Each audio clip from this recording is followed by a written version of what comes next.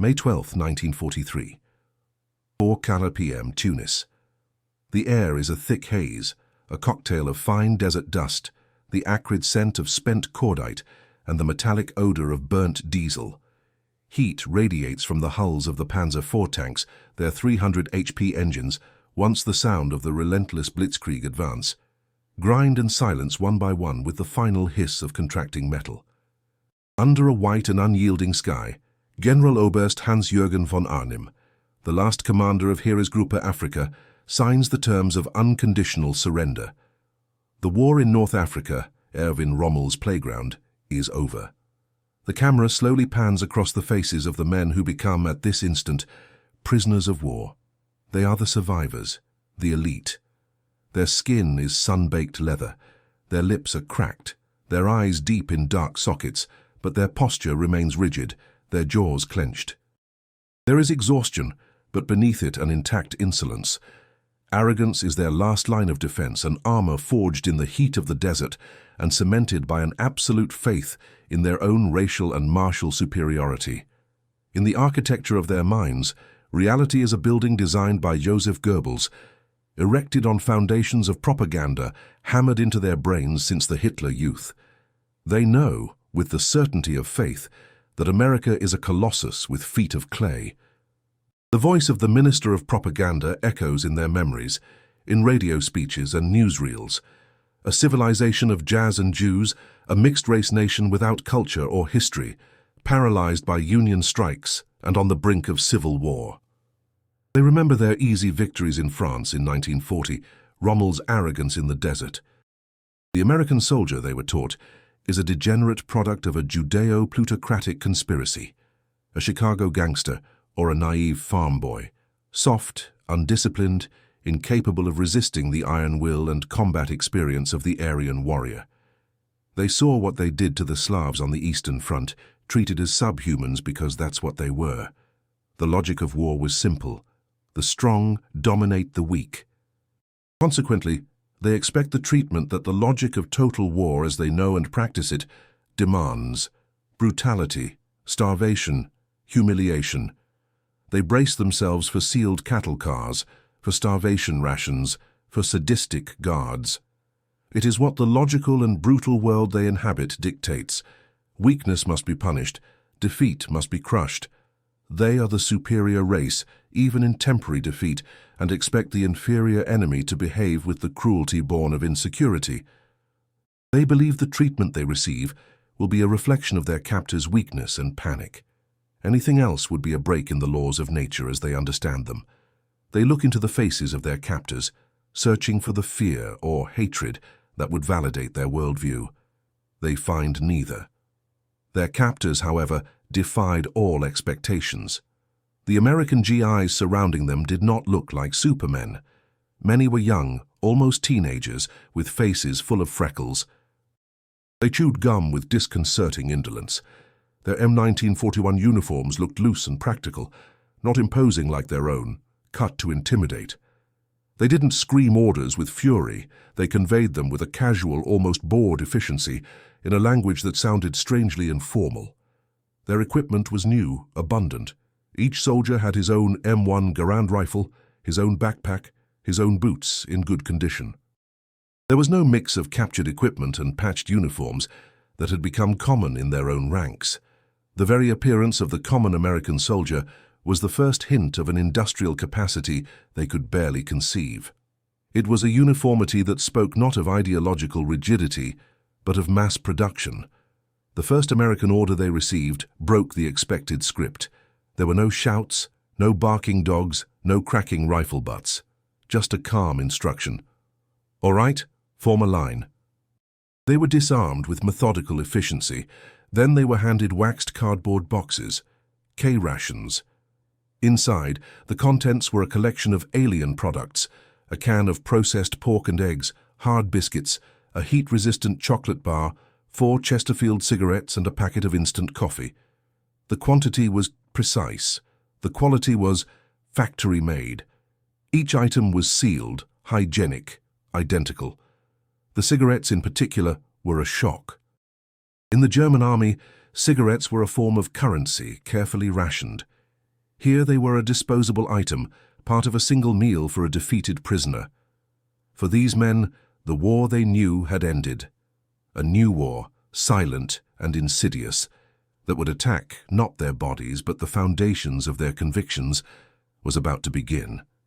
In Washington, D.C., in the corridors of the newly completed Pentagon, a labyrinth of 28 kilometers of hallways buzzing with the energy of a nation at war, the problem wasn't strategic, it was mathematical. The victory in Tunisia yielded an unexpected and troublesome dividend: 250,000 Axis prisoners. With campaigns in Sicily and Italy imminent, keeping an army of captives on the front lines was logistical suicide. They would consume tons of food, gallons of water, medical supplies, and most importantly, men to guard them. Men needed for fighting.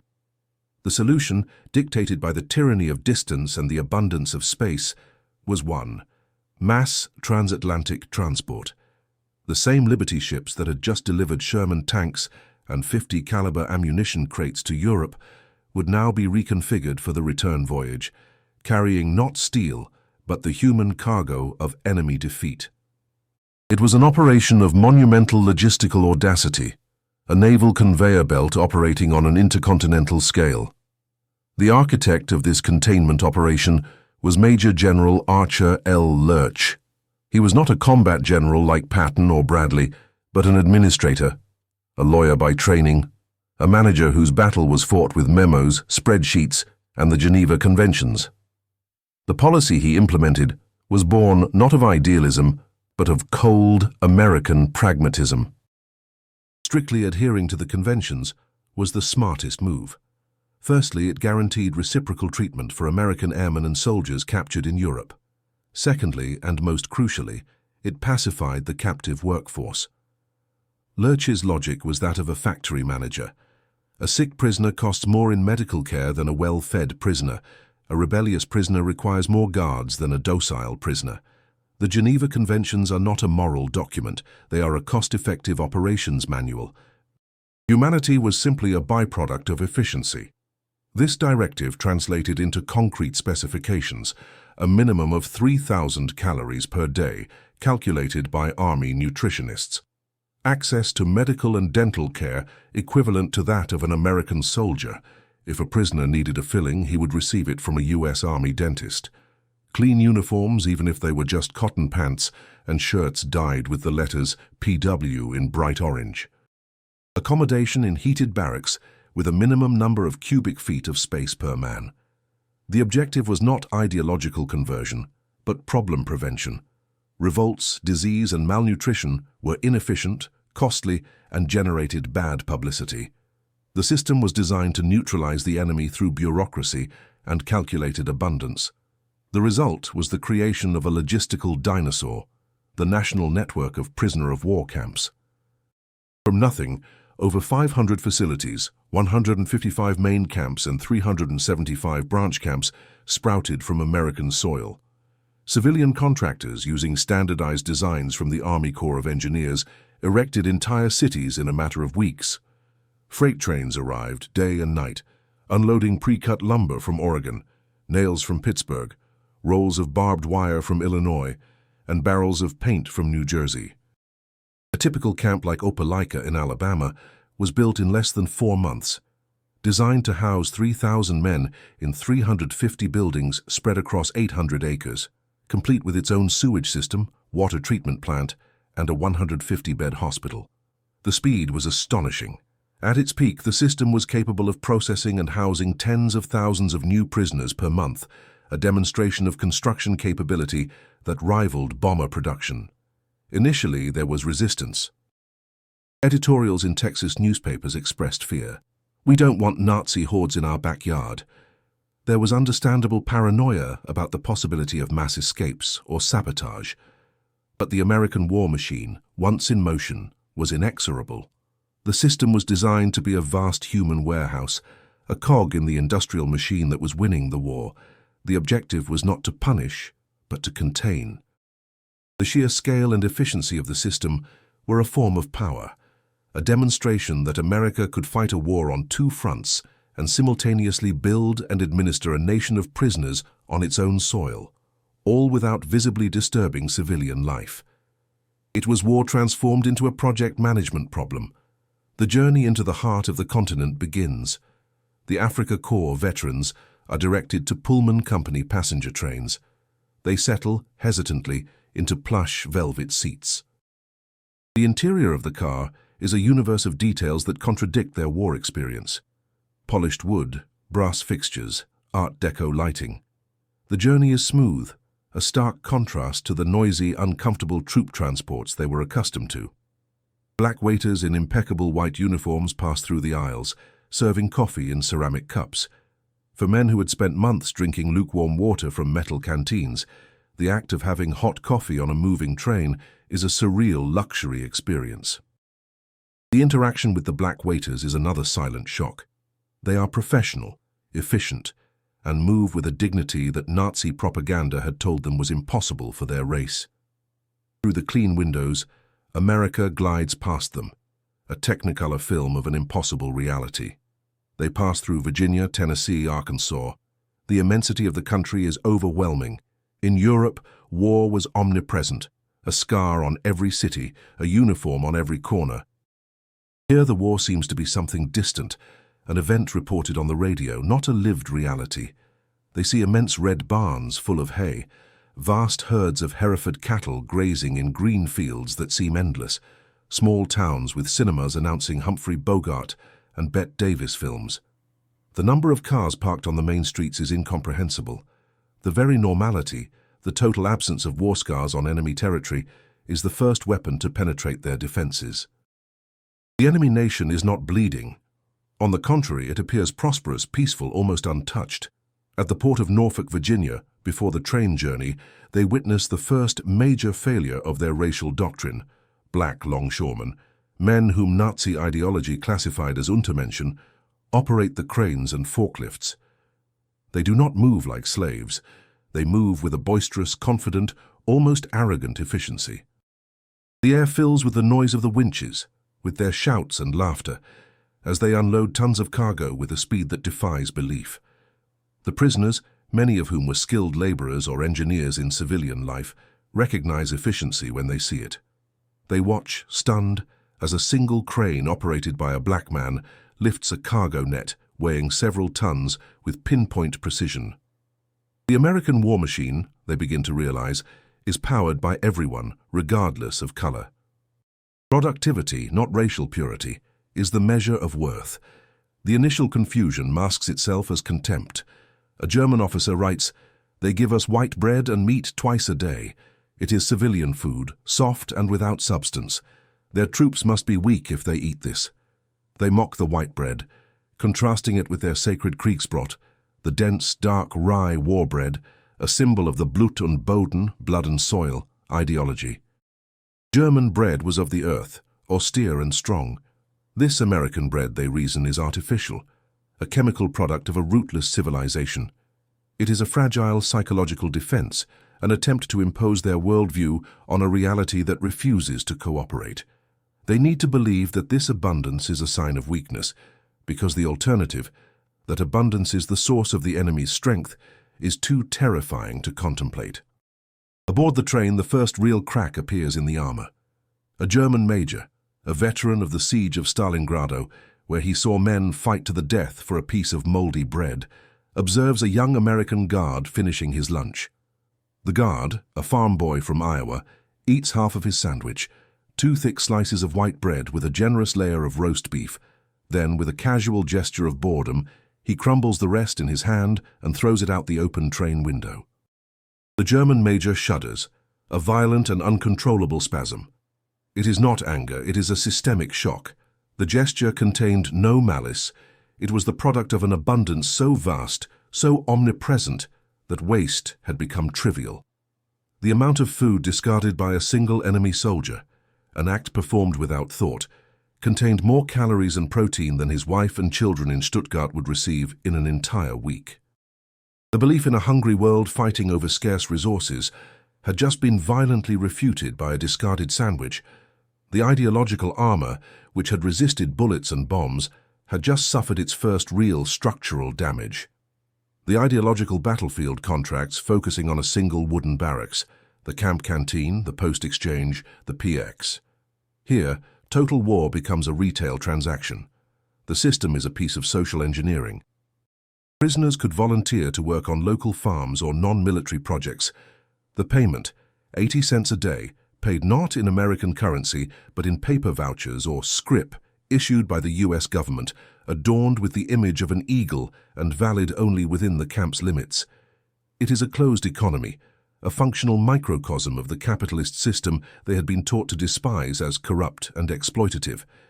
This system transforms them from enemy soldiers into captive consumers. They become participants, even if reluctant, in the economic engine that is destroying their nation, using their captors' currency to buy their captors' products. The narrative follows an anonymous corporal, a 22-year-old tank mechanic from Essen, a veteran of the capture of Tobruk. On his first visit to the PX, he walks through the narrow aisles. The air smells of a strange mixture of Lifebuoy soap, Hershey's chocolate, and the printed paper of American magazines like the Saturday Evening Post. On the shelves, the icons of an enemy civilization are on display like artifacts in a museum. Gillette razor blades in blue and white packaging, Pepsodent toothpaste promising sparkling teeth, rolls of Lifesavers candies in 5 flavors, and packs of Lucky Strike and Camel cigarettes. The variety is astounding. In a Germany where even soap was rationed and of terrible quality, this display of trivial consumer goods seems like a deliberate provocation, a demonstration of power through superfluity. He sees prisoners buying ice cream, real creamy ice cream served in cones, a luxury he hadn't seen since before the war. And then he sees it. A tall, gleaming red Frigidaire refrigerator with the word Coca-Cola written in flowing white script. The electric motor hummed softly. The metal was cold, with condensation droplets running down it in the Arizona heat. He hands over his paper scrip, the payment for a full day picking cotton under a brutal 40°C sun. The American sergeant behind the counter, a burly man with an impassive face, takes the scrip without looking at it, opens the heavy refrigerator door, and hands him a heavy, cold, green glass bottle. The price, 5 cents. At this instant, the logic of Goebbels' propaganda suffers a catastrophic failure. The revelation isn't in the drink's sweet, effervescent taste, an entirely new, almost medicinal sensation. It's in the price, 5 cents, the exact same price any American citizen would pay. The official narrative spoke of an exploited America, of a starving working class, crushed by the Great Depression and controlled by Jewish financiers. The reality was a system capable of producing a trivial luxury, processing it, bottling it, chilling it, and selling it to their captured enemy for the lowest existing monetary value. The concept of a fixed, democratic price for a consumer good was profoundly anti-fascist. In their society, access was determined by status and party affiliation. Here, it was determined by a nickel. The act of buying the Coca-Cola leveled him, economically, with his captors. He was not an Untermensch being thrown a bone. He was a consumer participating in a standardized transaction. The very banality of the act was its most revolutionary strength. That 5-cent bottle was a weapon, and the documentary narrator dissects it with the precision of an artillery expert. The glass, a product of the Owens, Illinois Glass Company, whose factories operated 24/7, producing millions of identical bottles with a millimeter error tolerance.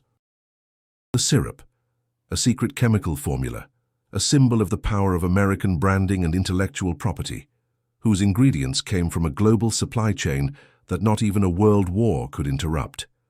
The carbonation and metal cap, a feat of industrial chemistry and mass production. And the logistics, the journey of that bottle from a factory in Atlanta to a regional bottler, to a refrigerated truck, to this specific cooler in the middle of the desert. Coca-Cola wasn't a drink. It was the spearhead of a logistical invasion. It was bottled proof that they weren't fighting an army, but an infinite assembly line. The American High Command, through intelligence reports and observations from camp commanders, begins to understand that exposure is the most potent weapon in their psychological arsenal. The labor program, initially conceived to alleviate labor shortages and keep prisoners occupied, is expanded. The new tactic is simple. Let American reality speak for itself. The prisoners, once confined behind barbed wire, are now transported daily into the heart of the enemy's civilian economy. They become eyewitnesses to the very source of the power that defeated them. The policy is no longer just one of containment, but of calculated exposure. America becomes the object of study, and the prisoners, the reluctant students. The focus of psychological warfare shifts from passive consumption to active observation of production. The narrative follows a group of prisoners on a typical workday. The day begins before dawn with a hearty breakfast in the mess hall, scrambled eggs, bacon, pancakes with maple syrup, coffee and orange juice. The amount of food served in a single meal exceeds the daily ration of a civilian in Berlin. Afterward, they board 2.5-ton GMC trucks that take them outside the camp. The journey itself is a lesson. They travel along paved, well-maintained roads, observing the flow of civilian traffic, sedans, delivery trucks, school buses. The infrastructure is robust, intact. There are no bombed bridges or craters in the roads. The war is happening elsewhere. They see the farmers, the American peasants, arrive to supervise the work in their own automobiles. They are not luxury cars, but dusty Ford Model A's and Chevrolet Master Deluxe models with dented fenders. But they work, and they belong to ordinary men. They see McCormick Farmall tractors doing in an afternoon the work that would take a week with horses in Germany. Mechanization is not a luxury, it is the norm. It is an overwhelming demonstration of productivity, not just wealth. They are witnessing a system that has replaced muscle power with the power of the internal combustion engine, freeing its population to work in factories that produced the 297,000 planes and 86,000 tanks the Allies would build during the war. A scene repeats itself in several camps. The prisoners are invited for lunch at the farmhouse. In the kitchen, they see a Frigidaire electric refrigerator humming in the corner, a 4-burner gas stove, and a Philco radio playing Glenn Miller's music. The farmer's wife, using a Hoover vacuum cleaner, serves plates of fried chicken, mashed potatoes, and cornbread in quantities that seem obscene. On the table, they see a Sears, Roebuck, and Compass catalog with hundreds of pages of products available to anyone who had the money to order them by mail. It is a window into a culture of mass consumption that has no parallel in their experience. They see that abundance is not a privilege of the elite, but the expected standard of living for the common citizen. A censored letter from a prisoner to his wife in Bavaria captures the cognitive dissonance. Our Führer promised us a Volkswagen, the people's car, after we win the war. Here every worker seems to already have one. I don't understand how this is possible. They told us this country was in ruins, torn apart by discord. But all I see is order and a wealth I cannot describe. Statistical data confirms the anecdotal impression, transforming it into an overwhelming weapon. In 1944 in the United States, there were approximately 25 million private cars. More than 80% of American rural homes had electricity. The enemy's power was not just in their M4 Sherman tanks, it was in their farmer's Ford pickup truck and the blender in their kitchen. Christmas, 1943. The Abundance Offensive reaches its climax in an act of spontaneous and overwhelming generosity. It is not a government directive, not an orchestrated propaganda campaign. It is a civic movement bewildering in its scale. Churches, service clubs, schools, and ordinary citizens across the country decide, on their own accord, to send Christmas gifts to the German prisoners of war in their midst. It is a manifestation of Christian charity, a concept that Nazi ideology, with its emphasis on strength and contempt for weakness, had tried to eradicate. This wave of generosity is not directed at individuals, but at an anonymous enemy, an act that defies the logic of total war. For camp administrators, the goodwill turns into a logistical nightmare. An army captain at Camp Hearn, Texas, is confronted by a mountain of packages. He reports, "The First Baptist Church of Waco just dropped off another 200, and they come with handwritten cards. I don't have the staff to inspect all of this for contraband." The charity of the American people is overwhelming my supply chain. Kindness as a challenge to military efficiency. Individual generosity, multiplied by thousands, becomes a force of nature, an avalanche of small acts of decency that buries the logic of totalitarian hatred. Guards who were trained to view the prisoners as the enemy are now forced to act as postal workers, distributing gifts from their own compatriots to the men they are guarding. Prisoners receive the gifts with a mixture of suspicion and astonishment. They open the boxes to find hand-knitted socks, bars of soap, sweets, paperback books, and always cigarettes. A prisoner discovers that the book he received, The Grapes of Wrath by John Steinbeck, is a scathing critique of American capitalism. The fact that the enemy would allow them to read such a book is in itself a revelation. This suggests a confidence in their own system that is unimaginable in Goebbels's Germany, where possession of a forbidden book could lead to a concentration camp. They begin to understand that the enemy's strength might not come from ideological conformity, but from the freedom to criticize itself. The numbers tell the story with brutal force. 500,000, the estimated number of Christmas gift packages that flooded the camps. 3,200, the average daily calorie count guaranteed for each prisoner.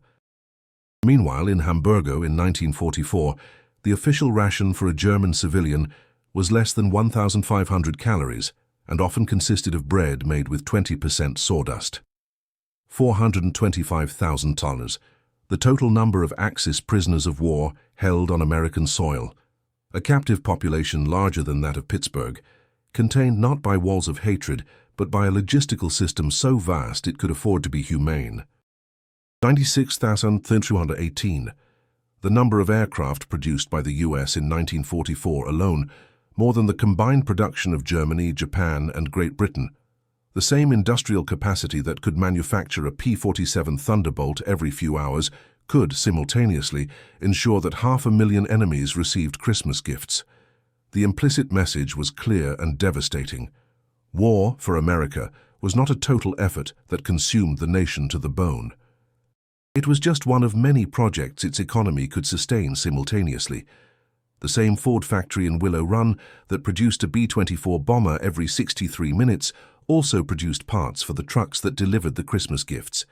It was a unique and integrated system of power, demonstrating its strength both on the battlefield and on the front of generosity, and both were equally overwhelming.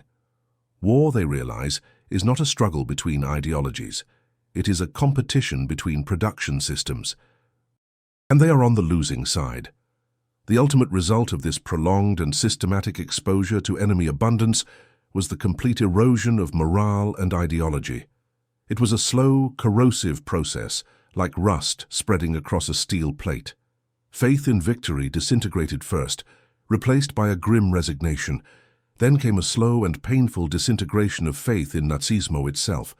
Hardline Nazistas' attempts to impose discipline and maintain the Heil Hitler salute were increasingly ignored. The Camp Gestapo, which initially terrorized prisoners suspected of collaboration, lost its power. Reality was a more powerful force than fear. The most common question among the prisoners, scribbled in secret diaries or whispered in the barracks at night, was no longer, "When will we win?" but "What is left for us to return to?"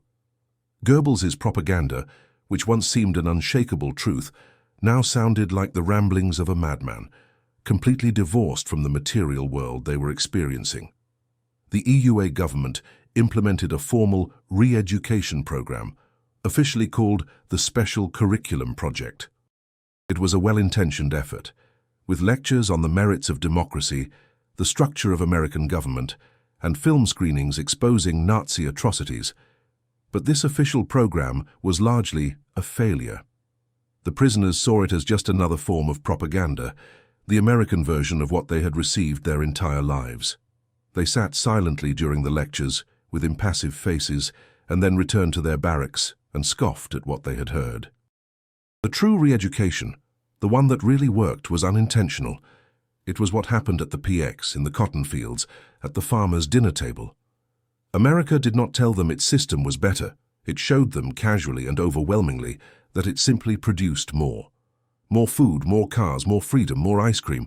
The ideological defeat did not come from a pamphlet, but from a 5-cent receipt. From his cold cell in Nuremberg, Albert Speer, Hitler's Minister of Armaments, the architect of the war machine that was supposed to last 1,000 years, reflected on the defeat. His words in his memoirs are not those of an ideologue, but those of an engineer analyzing a superior design. In 1944, the enemy's superiority in all fields was overwhelming. We had no chance. It wasn't a question of bravery or tactics, but of pure mathematics. I saw the American production reports. At first I thought they were faked propaganda. No country could produce so much, but then I understood we were defeated by a production system that was simply on another scale. We were making artisanal tanks while they were producing them on an infinite assembly line. The defeat, he admitted, was industrial. It was a failure of production. He and Hitler had gambled on will and ideology to overcome material reality. They were wrong.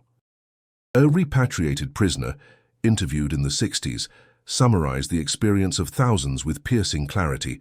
They didn't re-educate us with lectures about Hitler's evil. They didn't need to. They simply showed us that everything they told us about them, about the world, was a lie. We saw with our own eyes. We saw the workers' cars and tasted their food.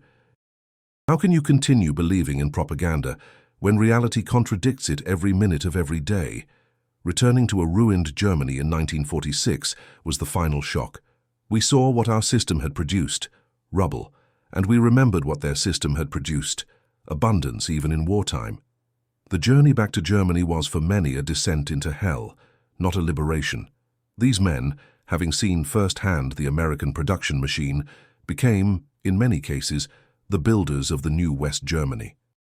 They were vaccinated against the empty promises of communism coming from the East, as they had already seen a system that delivered consumer goods, not just slogans. They became the foremen, the engineers, and the small business owners who embraced the Wirtschaftswunder, the German economic miracle. They didn't need to be convinced of the merits of the Marshall Plan. They had already lived a preview of it as prisoners of war. They knew intimately that the system of mass production and consumption worked. They had seen the blueprint in action. America didn't need to conquer their minds. It simply overwhelmed them with material facts, with the irrefutable evidence of its own logistical superiority. America didn't need to tell them that Nazism was a lie. It made them taste defeat, one 5-cent bottle at a time.